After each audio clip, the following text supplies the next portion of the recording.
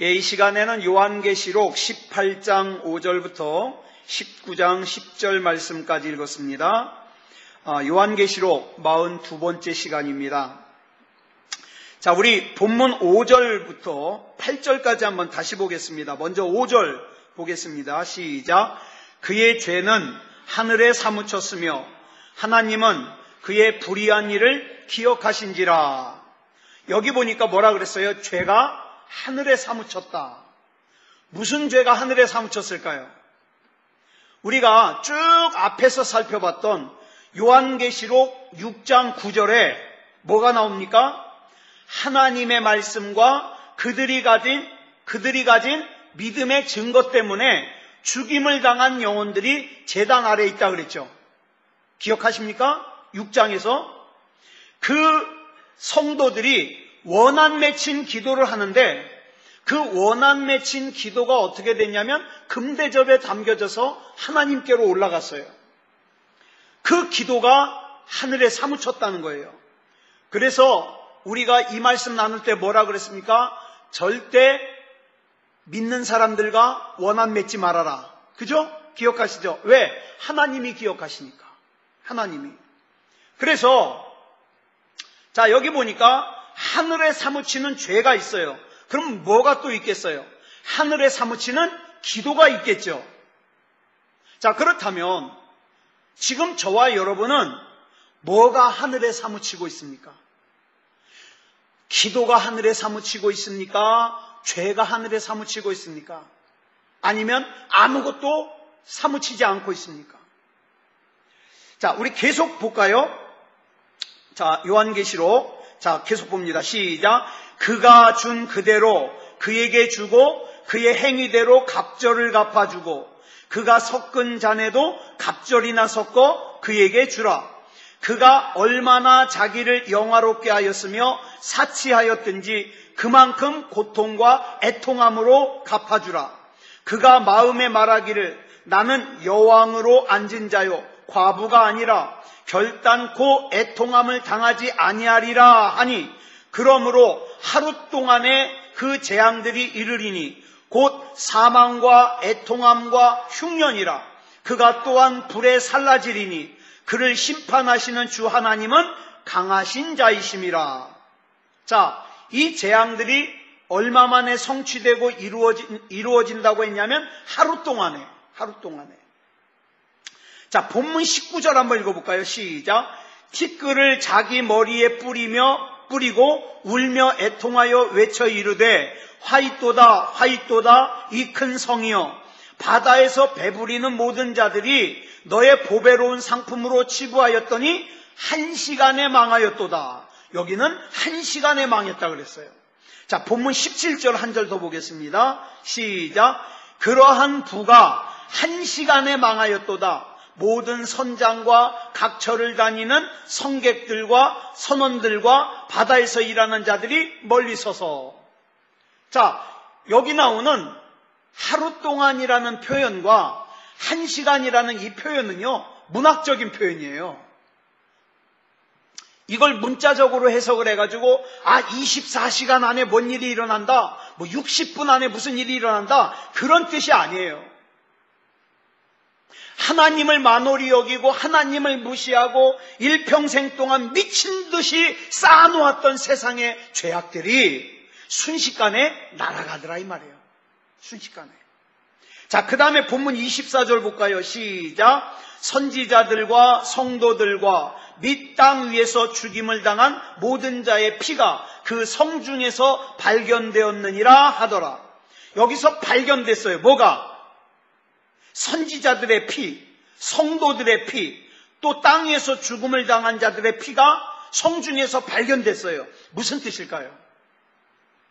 선지자들의 피, 성도들의 피, 땅에서 죽임을 당한 자들의 피가 결단코 헛되지 않을 거다. 하나님이 기억하신다. 여러분들이 예수 그리스도를 위하여 당했던 수치, 복음을 위해서 당했던 자존심, 그 다음에 하나님의 일을 하다가 당했던 억울함, 하나님이 다 기억하셔요. 그 말씀을 하시는 거예요. 헛되지 않다. 여러분, 우리 인생은 결국에 살면서 해야 되는 질문이 두 개가 있어요. 지혜로운 사람은 이 두 가지 질문을 합니다. 첫째 질문은 뭐냐 하면 이 일이 얼마나 오래 갈 것인가? 좋은 일이 있습니까? 그러면 좋은 이 일이 얼마나 오래 갈 것인가? 그걸 생각해야 돼요. 힘든 일이 있습니까? 힘든 이 일이 얼마나 오래 갈 것인가? 이걸 생각할 줄 아는 것이 지혜예요. 또 한 가지 질문은 뭐냐면 이 일이 왜 나한테 왔느냐? 이걸 생각해야 돼요. 이 좋은 일이 나한테 왜 왔을까? 이 어려운 일이 왜 나한테 왔을까? 이걸 생각하라 이 말이죠. 이걸 생각하는 게 지혜예요. 여러분, 암벽 등반이라고 아시죠? 막 맨손으로 이렇게 바위산 겨 올라가는 거. 저는 왜 하는지 모르겠어요. 그 위험한 걸. 35년 동안 이 암벽 등반을 하면서 수많은 후배를 길러낸 매튜 차일드라는 사람이 있어요. 근데 이 사람이 책을 썼는데 이 사람이 암벽 등반을 하면서 몇 가지 인생에 깨달은 게 있는 거를 갖다가 책으로 썼어요. 근데 책의 내용이 참 좋아요. 그 중에 4가지만 대표로 살펴보면 첫 번째 교훈이 뭐냐면 절대 놓지 말아라. 절대 놓지 말아라. 여러분, 암벽 등반을 하다가 어느 순간에 막 손이 힘들고 발이 힘들 때가 있어요. 그럴 때 여러분, 이 바위를 잡은 손을 놓으면 어떻게 돼요? 떨어져 죽어요. 떨어져 죽어요. 그러니까 당연하죠. 손을 놓으면 안 되는 것이. 그런데 살면서 보니까 사람들이 인생 가운데 어려운 암벽을 만났을 때 너무 쉽게 놓아버리더라는 거예요. 너무 쉽게. 신앙도 놓아버리고, 그 다음에 뭐예요? 사람도 떠나버리고, 자기 자신도 놔버리고 버리고 말이죠. 그런 사람들이 너무 많더라는 거예요. 절대 놓지 말아라. 버텨야 된다는 거예요. 두 번째 인생의 교훈이 뭐냐면 망설이지 말아라.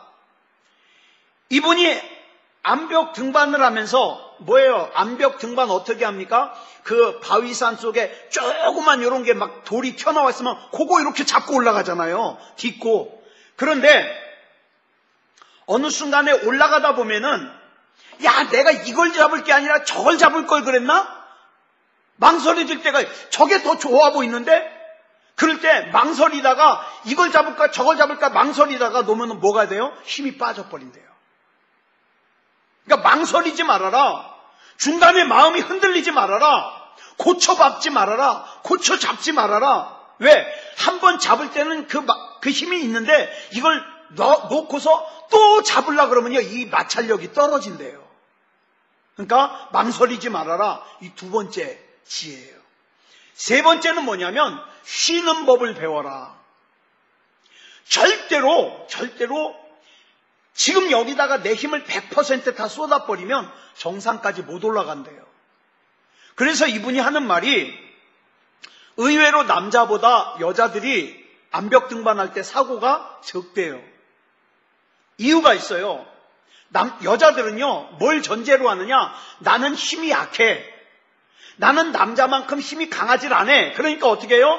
자기 힘을 안배하면서 쉬면서 올라가는 거예요. 근데 남자는 어떤 생각이 있어요? 자기가 강하다고 착각을 해요. 그래가지고 죽을뚱살뚱 올라가다가 나중에 힘이 빠져가지고 어떻게 해요? 잡고 있을 힘이 없어가지고 떨어져 버린다는 거예요. 그래서 인생은 지금 내가 있는 곳에 100% 다 거둔 게 아니라 어떻게 해요? 힘을 안배하면서 힘들 때는 좀 쉬어가는 거예요. 쉬어가는 거. 그래서 쉬는 법을 배워야 된다. 네 번째 교훈은 뭐냐? 두려워하지 말아라는 거예요. 두려워하지 마라. 사람이 이상해요. 두렵잖아요. 갑자기 공포가 몰려오면요, 안 해야 될 행동을 하게 된다는 거예요. 하지 말아야 될 행동을. 그래가지고 두려워하지 말아라. 여러분, 저와 여러분이 살아가야 되는 인생은요, 뚜렷하게 정답이 보이질 않아요. 그죠? 나도 내가 정답을 뚜렷하게 알면 내 자식에게 그 정답을 가르쳐 줄 텐데 나도 정답을 몰라요. 지금 힘들고 고단하지만 나도 정답을 몰라요. 그러니까 어떡합니까? 나도 하나님께 맡기고 내 자식놈도 하나님께 맡기고 그러고 가는 거 아니겠어요? 어떤 때는 한 번도 가보지 않은 광야를 가야 되는 것처럼 정말 경험해보지 않은 인생을 살아야 될 때가 있어요. 전 지금도 기억나요. 제가 훈련소 입대를 하는데 저는 이런 훈련소에서 훈련받은 게 아니라 제가 들어가야 될 부대에서 훈련을 받았어요. 저 맹호부대 가평에 있는. 가는데요. 여기 의정부에서 4일 쉬었다가 트럭을 타고서 거길 가는데 버스를 타고 거길 가는데 막 산비탈을 돌아가더니 호랑이가 입을 딱 벌리고 있는 부대 안으로 들어가는데 순간 제가 무슨 생각이 드냐? 야, 내가 여기서 살아나갈 수 있을까? 이런 생각이 드는 거예요. 뭡니까? 내가 전혀 지금까지 경험해보지 못한 걸 지금 경험하러 들어가는 거 아니에요. 야, 내가 여기서 살아나갈 수 있을까? 그래서 제가 그때 꼭 잡은 게 뭐냐면 저한테는 딴 게 없어요. 요 주머니에 제가 성경책을 조그만 걸 갖고 갔거든요. 신약하고 시편 붙어 있는 거. 하나님, 저는 오직 하나님 말씀만 붙들고 갑니다. 살려주십시오. 왜? 내가 전혀 경험해보지 못한 곳이니까. 그러니까 지금도 그 생각이 언뜻 나요. 이 길을 가다가 내가 도중에 어떤 일을 만날지 알 수가 없는 거예요. 이때 우리에게 필요한 게 뭐냐면 오직 하나님만이 나의 인도자가 되어주신다는 신뢰예요. 하나님은 절대로 나에게 해로운 길을 가게 하지 않으신다. 나를 사랑하시는 하나님은 나에게 가장 좋은 것을 예비하시고 주신다. 지금 당장 내 눈에 보이는 것이, 내 손에 잡히는 것이 내 생각과 같지 않다 하더라도 하나님은 반드시 나에게 좋은 길을 주신다. 이걸 믿고 가자고요. 이걸 믿고 가는 거예요. 그럴 때 우리 인생 가운데서 가지게 되는 두 가지 질문에 답을 알게 되는 거예요. 첫째 질문이 뭡니까? 이 일이 나에게 얼마나 오래 갈 것인가? 이 답을 하나님이 주셔요. 또 왜 이 일이 나에게 일어났는가? 이 문제에 대한 답도 하나님이 주십니다. 이것을 이제 요한계시록 18장을 마무리하면서 가르쳐주고 있는 거예요. 그 다음에 이제 우리가 이제 요한계시록 19장을 살펴볼 건데, 요한계시록 19장부터는 이제 요한계시록의 결론 부분이에요. 이제 우리가 거의 결론에 왔어요. 그래서 이 결론 부분에서 19장에 뭘 기록하고 있느냐? 어린 양의 혼인잔치를 기록하고 있어요. 요한계시록 19장 1절부터 6절 보면은 할렐루야라는 단어가 나와요. 4번이나. 할렐루야. 자, 본문 1절 볼까요? 1절. 시작. 이 일 후에 내가 들으니 하늘에 허다한 무리에 큰 음성 같은 것이 있어 이르되 할렐루야, 구원과 영광과 능력이 우리 하나님께 있도다. 여러분, 우리가 할렐루야 할렐루야 그러니까 할렐루야가 성경에 많이 나올 것 같죠? 많이 안 나와요. 구약 성경에는 시편에만 나와요. 근데 시편에는 좀 많이 나와요. 시편에만 24번 나와요. 제가 세보니까. 시편에만. 신약 성경에는 이게 다예요. 4번. 요한계시록 1장부터 6절까지 딱 4번 나와요. 그런데요, 이 할렐루야가 4번 나오는데 의미가 다 달라요. 4개가. 뭐에 대한 할렐루야인가? 의미가 다 달라요. 먼저 할렐루야라는 단어의 뜻을 한번 우리가 살펴보자고요. 할렐루야는요, 3개의 단어가 합쳐져서 만들어졌어요. 처음에 나오는 게 뭐냐면 할랄. 할랄은 뭐냐면 찬양하라 이 뜻이에요. 찬양하라. 그 다음에 루는 당신, 야는 여호와 하나님. 그러니까 무슨 뜻이에요? 합쳐지니까 당신의 하나님을 찬양하라. 이게 할렐루야예요. 당신의 하나님을 찬양하라. 자, 그러면 찬양하라 그랬으니까 하루 종일 노래만 부르라는 말이에요? 아니에요. 그런 뜻이 아니라 우리 삶 속에서 내가 하나님을 찬양하듯이, 내가 하나님을 노래하듯이 그 고백과 찬양과 감사를 담은 인생을 살아라 이 말이에요. 삶을 살아라. 자, 시편 40편 1절부터 3절까지 보겠습니다. 시작. 내가 여호와를 기다리고 기다렸더니 귀를 기울이사 나의 부르짖음을 들으셨도다. 나를 기가 막힐 웅덩이와 수렁에서 끌어올리시고 내 발을 반석 위에 두사 내 걸음을 견고하게 하셨도다.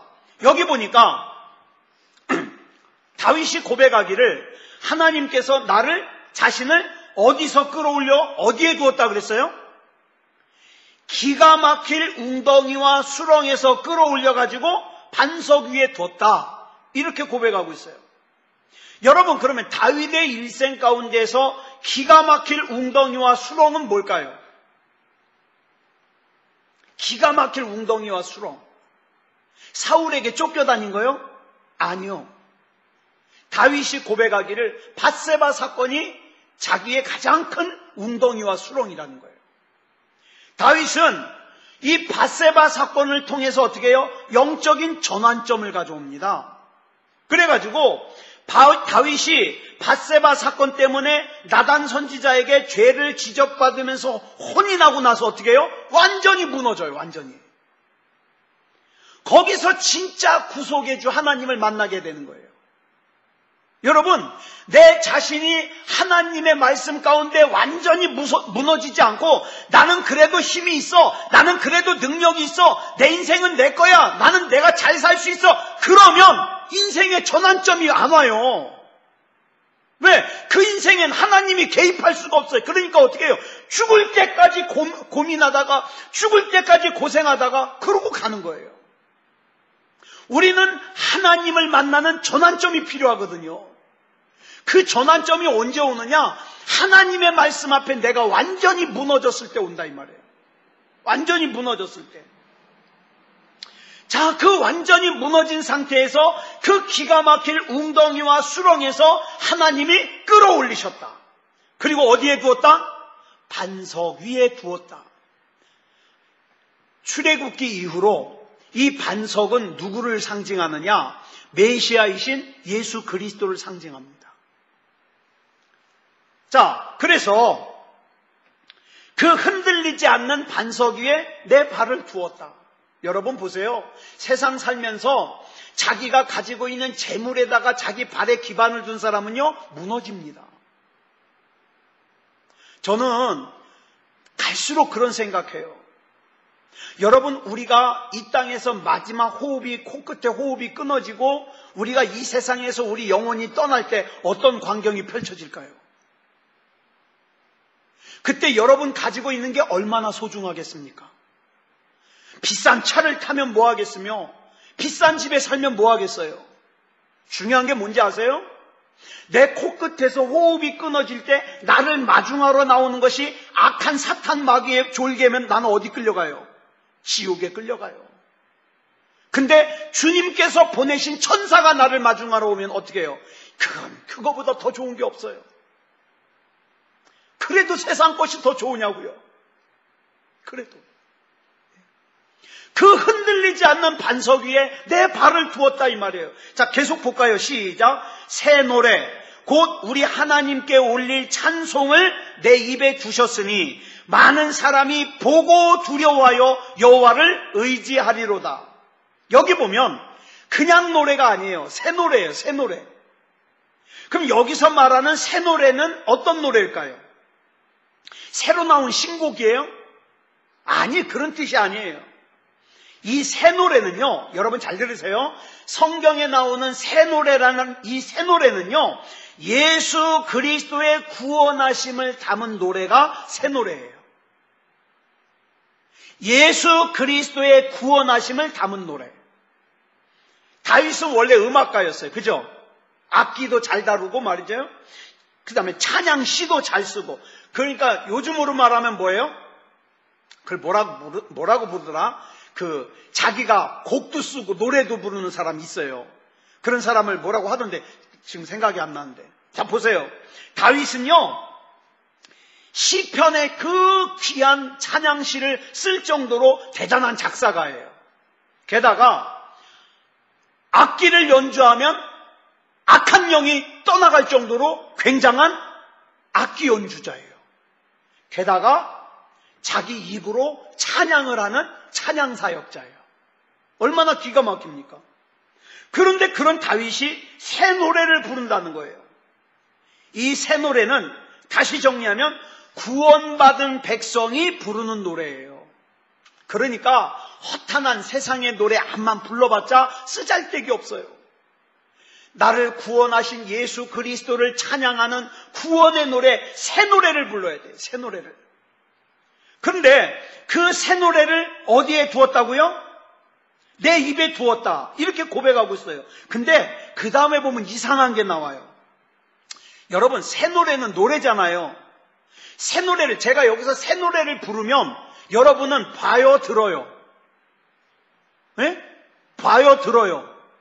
노래를 본다는 사람 있어요? 노래를 듣죠? 근데 노래를 본다는 사람이 여기 나와요. 보세요. 새 노래, 곧 우리 하나님께 올릴 찬송을 내 입에 두셨으니 많은 사람이 듣고 해야 돼요? 보고 해야 돼요? 듣고 해야 되는데 보고 그랬어요. 보고. 왜 찬양을 보라 그랬을까요? 이게 아주 중요해요. 왜 찬양을 보라 그랬을까요? 이게 할렐루야의 의미를 담은 중요한 말씀이에요. 새 노래를 부르는 사람이 구원받은 사람이라면, 잘 들으세요. 교회 다니는 사람이 아니라 구원받은 사람이라면 그 사람, 그 구원받은 사람의 말과 구원받은 사람의 행동과 구원받은 사람의 인격과 구원받은 사람의 표정에서 뭐가 드러나요? 하나님의 임재가 드러나요. 근데 하나님의 임재가 없이 교회만 왔다 갔다 하면 어떡합니까? 그 삶에서 하나님의 임재가 드러나지 않아요. 그러니까 교회 다니면서도 제멋대로 자기 소견에 오른 대로 살 수 있는 거예요. 하지만 새 노래를 부르는 사람은 뭐라고요? 하나님의 구원의 노래를 갖다가 부르면서 그것이 내 말과 행동과 인격과 표정으로 나타날 때 사람들이 그런 나를 보면서 뭘 보게 돼요? 하나님의 임재를 보게 돼요. 야, 저 사람은 정말 분명히 가진 게 없는데 왜 저렇게 행복해 보이지? 다시 요한계시록으로 돌아가면 이런 말씀이 나와요. 본문 6절 보겠습니다. 6절 시작. 할렐루야, 주 우리 하나님 곧 전능하신 이가 통치하시도다. 즉 할렐루야는 하나님을 노래하는 것으로만 끝나는 것이 아니라 하나님께서 내 삶을 통치하시도록 나를 다 드리는 거예요. 하나님, 나 가진 건 없습니다. 그러나 하나님이 통치해 주십시오. 내 마음도 통치해 주시고 내 생각도 통치해 주시고 내 가정도 통치해 주시고 내 배우자도 통치해 주시고 내 자식놈도 통치해 주시고 우리 교회도 통치해 주시고 다 하나님이 통치해 주시옵소서. 이루고 나가는 거예요. 이렇게 나가는 사람에게 내 생각에는 있겠어요? 없겠어요? 없죠. 오직 주의 뜻대로. 내 느낌에는 아니요, 주의 뜻대로. 주님의 뜻을 이루옵소서. 주님의 뜻을. 이게 진짜 신자예요. 이게 진짜 교회예요. 그렇다면 저와 여러분은 언제 이 할렐루야를 고백할까요? 이제 이 할렐루야를 고백하는 네 가지 경우가 나와요. 1절부터 다시 보겠습니다. 요한계시록 19장 1절부터 시작. 이 일 후에 내가 들으니 하늘에 허다한 무리에 큰 음성 같은 것이 있어 이르되 할렐루야, 구원과 영광과 능력이 우리 하나님께 있도다. 자, 첫 번째로 언제 할렐루야를 고백하느냐? 하나님의 구원하심이 있을 때. 하나님의 구원하심이 있을 때. 이건 아까 우리가 살펴본 시편 40편에 나오는 새 노래를 보게 하는 것과 같은 경우예요. 이게 할렐루야의 뜻이에요. 그 다음 본문 2절 보겠습니다. 시작.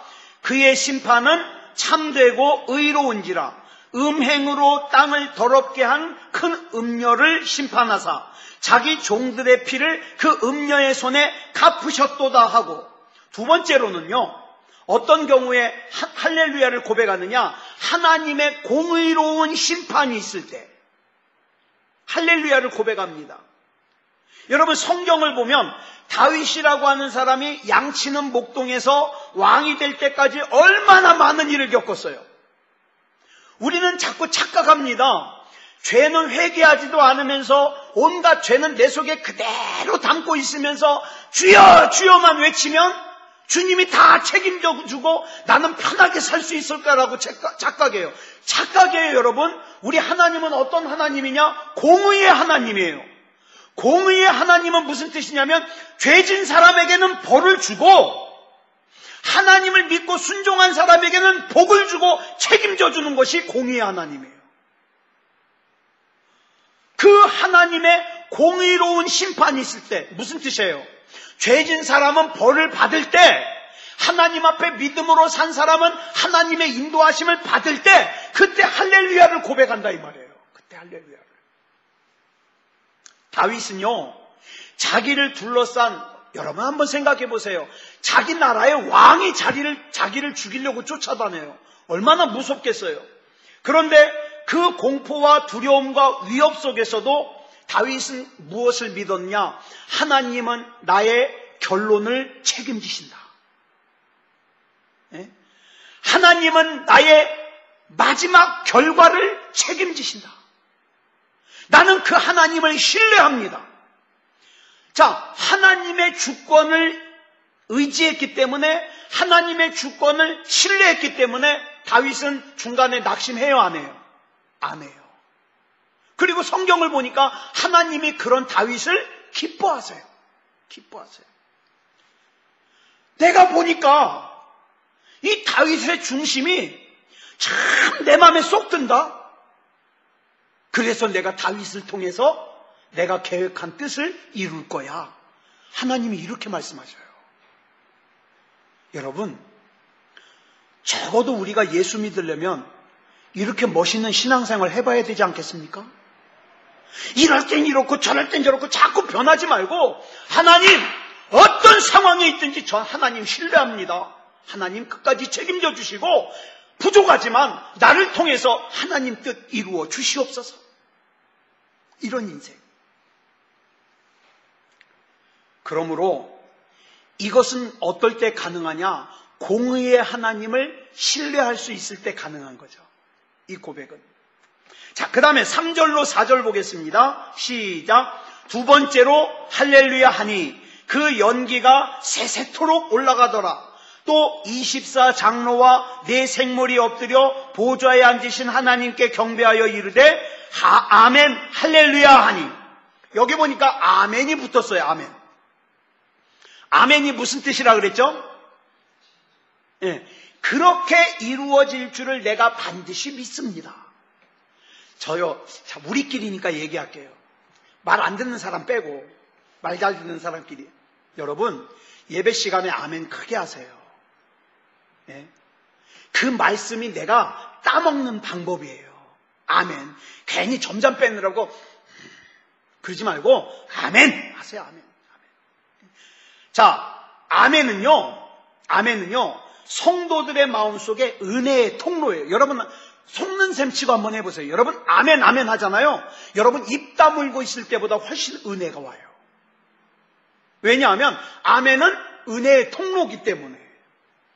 굉장히 중요한 신앙의 결단을 하면서 고백을 하면서 또 하나 중요한 게 있어요. 이 아멘은 뭐냐면 하나님을 향한 환호성이에요.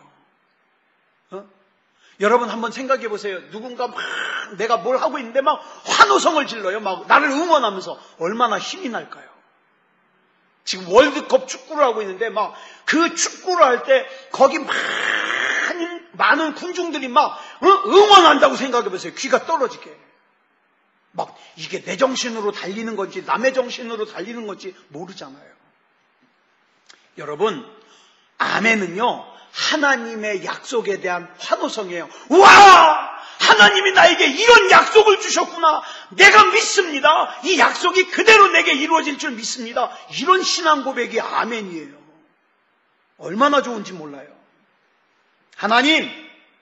하나님께서 내게 말씀하신 그대로 그대로 이루어질 줄을 내가 조금도 의심하지 않고 믿습니다. 이 고백. 아멘. 근데 이 고백을 길게 하려 봐요. 얼마나 힘들어요. 하나님께서 내게 말씀하신 그대로 내게 이루어질 줄 믿습니다. 얼마나 힘들어요. 그러니까 하나님이 그걸 딱 2자로 줄여가지고 아멘! 얼마나 좋아요. 그것도 못한다면 넌 이제 구제불능이죠. 뭐. 그것도 못한다면. 우리 주일날 예배 드릴 때 한번 볼 거예요. 오늘 참석하신 분들은 아멘을 좀 하시나 안 하시나 볼 거예요. 자, 그렇다 그래서 또 이게 조심스러워요. 이창원 목사 설교하고 있는데 시도 때도 없이, 저 어렸을 때 평화교회 아멘 권사님 있다 그랬죠? 여기 앉으셔. 여기 맨 가운데, 맨 앞에 맨 가운데 앉으셔가지고 꾸벅꾸벅 졸면서 아멘이 또 얼마나 큰지. 아멘! 한 번은 이기원 목사님이 설교를 하시다가 여러분 그러시다가는 지옥 갑니다 그랬더니 아멘! 막 사람들이, 그날 수요일이었는데 얼마나들 웃었는지. 근데요, 그 권사님이 얼마나 아름다운 모습으로 하나님 나라 가셨는지 몰라요. 주일날 예배 다 드리고 집에 가셔서 저녁 식사 다 하시고 그 다음에 샤워 다 하시고 자녀들한테 얘들아 나 피곤해서 좀 일찍 잘난다 그러고 들어가 주무시다가 돌아가신 거예요. 세상에 장례를 치르러 갔는데 저분이 돌아가신 건지 주무시는 건지 분간이 안 되는 아주 편안한 모습으로. 저와 여러분도 그렇게 불러주실 줄 믿습니다. 얼마나 큰 복인지 몰라요. 그런데 아멘 할 때는 때와 장소를 좀 가려야 된다. 정말 나에게 그 주시는 말씀 내가 받아 먹을 때 아멘 해야 되죠. 자, 그 다음 본문 6절 볼까요? 시작. 또 내가 들으니 허다한 무리의 음성과도 같고 많은 물소리와도 같고 큰 우레소리와도 같은 소리로 이르되 할렐루야 주 우리 하나님 곧 전능하신 이가 통치하시도다. 네 번째 할렐루야는 하나님의 통치, 하나님의 경영을 고백할 때 할렐루야라고 그러는 거죠. 여러분 이것을 우리 신앙생활에서 볼 수 있습니까? 없습니까? 있습니다. 여러분, 우리 신앙생활에서 이 하나님의 통치와 하나님의 경영이 보이는 사람이 진짜 그리스도인다운 그리스도인이에요. 이것이 보이는 가정이 진짜 하나님의 가정이고 이것이 보이는 교회가 진짜 하나님의 교회입니다. 무슨 대리석으로 크게 짓고 음향시설 좋아야만 하나님의 교회가 아니에요. 거기에 하나님의 통치가 있느냐, 하나님의 경영이 있느냐. 우리 새소망교회를 보았을 때 새소망교회는 목사나 어떤 특정한 사람들의 좌지우지하는 교회가 아니라 그저 하나님이 경영하시는 교회, 하나님의 말씀이 우선인 교회. 이게 진짜 교회예요. 우리 교회는 그런 교회가 돼야 돼요. 절대로 사람이 경영하는 교회가 되면 안 돼요. 하나님이 통치하시고 하나님이 경영하시는 교회가 되어야지 진짜 할렐루야 교회가 되는 거예요. 저는 여러분 우리나라에 그 할렐루야 교회 있잖아요. 이상봉 목사님이 세우신 나는 그분 교회 이름 참 기가 막히게 졌다고 생각해요. 내가 이거 조금만 일찍 봤으면 우리 교회를 할렐루야 교회라고 쓰는 건데 이건 다른 사람이 벌써 썼으니 뭐 이미 지나갔지 뭐. 성경 더 봐야 되겠어요. 좋은 이름 있나 교회 이름. 새소망교회보다 더 좋은 이름 있나. 그러면은 그쳐야죠. 자, 그리고 때가 되면요 우리 성도들이 우리 교회가 하나님의 새 예루살렘이 하나님의 어린 양이신 예수님과 혼인잔치를 하시는 이 감격스러운 혼인잔치가 있는데 여기에 우리가 그 자리에 있게 된다 이 말이에요. 그 자리에. 자, 본문 7절로 8절 볼까요? 시작. 우리가 즐거워하고 크게 기뻐하며 그에게 영광을 돌리세. 어린 양의 혼인기약이 이르렀고 그의 아내가 자신을 준비하였으므로 그에게 빛나고 깨끗한 세마포 옷을 입도록 허락하셨으니 이 세마포 옷은 성도들의 옳은 행실이로다 하더라. 자, 여기 보니까 아내라고 했어요. 아내. 여러분 성경에서는요 그리스도의 신부라고 나오지 아내는 안 나와요. 그죠? 자, 그러면 이 아내와 신부의 차이가 뭘까요? 이걸 알아야 돼요. 신부는 헬라어로 눈페라 그래요. 아내는 헬라어로 귀네라 그래요. 근데 아내와 신부는 뜻이 좀 달라요. 뭐냐 하면 신부는 신랑과 결혼하기로 정한 사람을 신부라 그래요. 정한 사람. 우리로 흔히 표현하면 약혼한 사람을 신부라 그래요. 아내는 그 이스라엘의 그 전통에서 결혼하는데 얼마 동안 결혼하냐? 1년 동안 결혼해요. 과정이 1년 걸려요. 그것도 이제 자세하게 설명하려면 시간이 걸리는데, 뭐 이쪽 집에서 살았다, 저쪽 집에서 살았다, 뭐 하여튼 그 과정이 1년 걸려요. 근데 1년 정도 걸리는 결혼 과정을 다 마치고 완전한 배우자가 됐을 때 뭐라 그래요? 아내라 그래요. 아내. 자, 그러면 성경에서 우리를 그리스도의 신부라 그래요. 왜 신부라 그럴까요? 우리는 예수님과 결혼하기로 작정된 사람이지 이미 결혼한 건 아니에요. 그죠? 작정된 거예요. 그러니까 우리는 뭐 해야 될 책임이 있어요? 순결하게 거룩을 지켜야 될 책임이 있어요. 왜? 그리스도의 신부니까.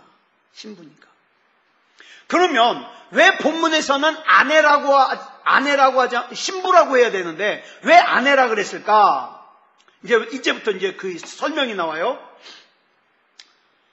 여기 보니까 우리가 이제 그 혼인잔치에 참여하려면 뭐를 입어야 되느냐? 예복을 입어야 되는데 그 예복이 세마포 옷이에요. 세마포 옷.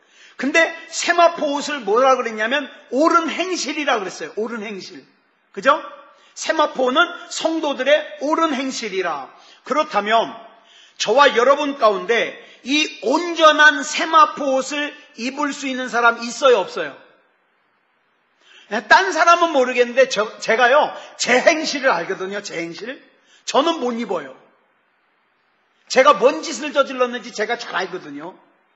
저는 온전한 세마포 옷을 못 입어요. 여기서 우리가 신학적인 혼란이 오는 거예요. 이 온전한 세마포 옷을 입어야 구원받는데 온전한 행실인데 나는 온전한 행실이 아니거든요. 나는 온전한 세마포 옷을 못 입어요. 그런데 여러분 여기 나오는 옳은 행실이라는 단어의 헬라어가 디카이오마예요. 디카이오마. 근데 이 단어는요 법정에서 쓰는 단어예요. 법정 용어예요. 무슨 용어냐면 이 사람은 온전하다, 이 사람은 무죄 이렇게 선언할 때 쓰는 단어가 디카이오마예요. 자, 로마서 3장 20절 보겠습니다.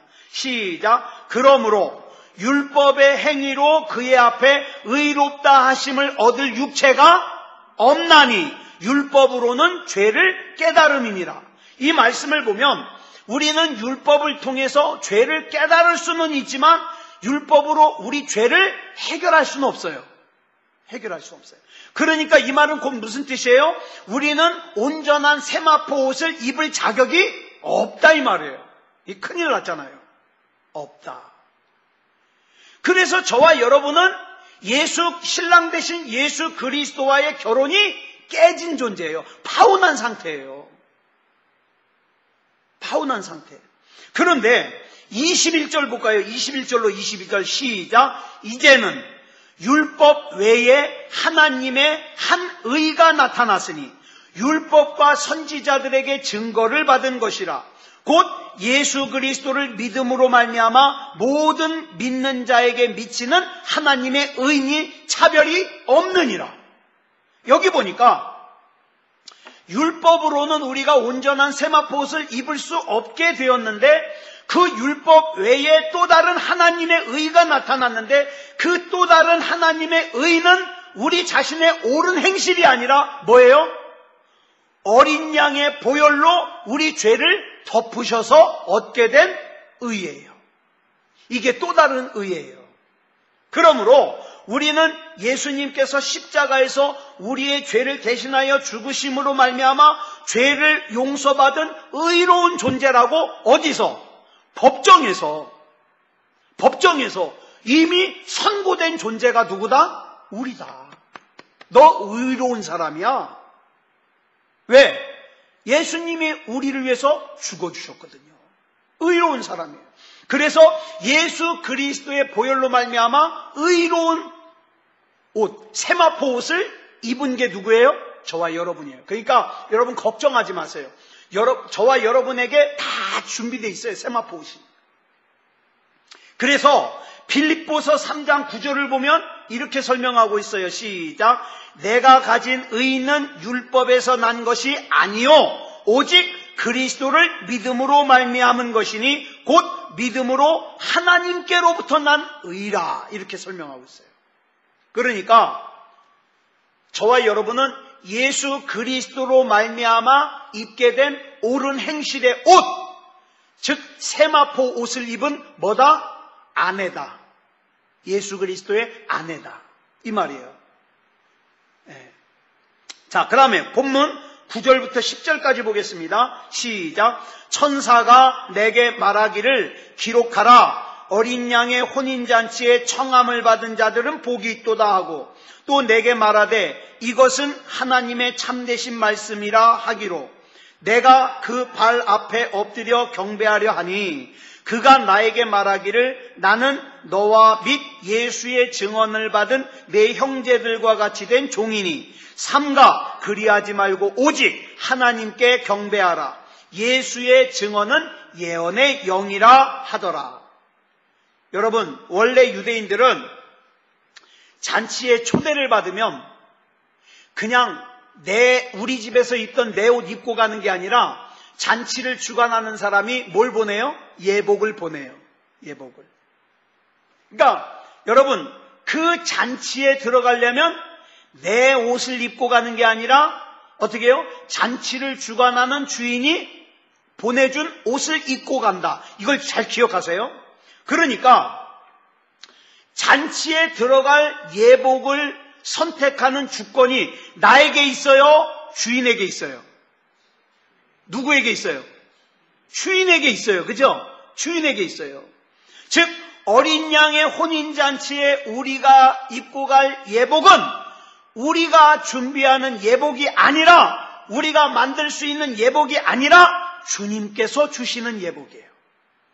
주님께서 주시는 예복. 그리고 이 예복은 다시 말해서 뭐냐면 그 어린 양의 혼인잔치에 참석할 수 있는 권한을 준 초대장이에요. 초대장. 그러니까 지금 저와 여러분이 예수 그리스도로 말미암아 예수 그리스도를 구주로 영접하고 구원받았다는 사실은 예수님이 나의 구주라는 것을 신앙 고백하는 이 사실은 뭡니까? 내가 하나님의 나라에 들어갈 수 있는 초대장을 받아놓은 거예요. 이게 얼마나 대단한 거냐고요. 네. 그러니까 이 초대장을 받아든 저와 여러분이 믿음다운 믿음으로 살아야 되지 않겠습니까? 여전히 세상의 죄악에 발 담그고 살면 안 되지 않겠어요? 아무쪼록 믿음으로 사는 그런 저와 여러분이 되기를 그리스도 예수님의 이름으로 축복합니다. 기도하겠습니다.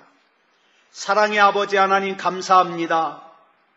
하나님의 은혜 가운데 붙잡아 주셔서 하나님의 백성이 되게 하시고 내 힘으로는 절대로 하나님 나라에 갈 수가 없는데 내 힘으로는 절대로 예수님과 파혼된 깨진 관계를 다시 회복할 수가 없는데 우리 예수님의 또 다른 예수님이 십자가에 달려 죽어주심으로 우리가 깨진 관계도 회복하고 하나님 나라의 신부가 다시 될 수 있음을 감사합니다. 하나님, 이 세상 사는 동안에 이 귀한 거 잃어버리지 않게 하시고 믿음다운 믿음으로 살게 하시고 하나님이 내 앞길 가시며 하나님께서 나를 위해서 준비하신 것이 가장 좋은 것인 것임을 의심하지 말고 신뢰하며 믿고 살게 해 주시옵소서. 사랑의 아버지 하나님, 우리 하나님께서 항상 붙잡아 주실 줄 믿사오며 그리스도 예수님의 이름으로 간절히 기도드려 싸움나이다. 아멘.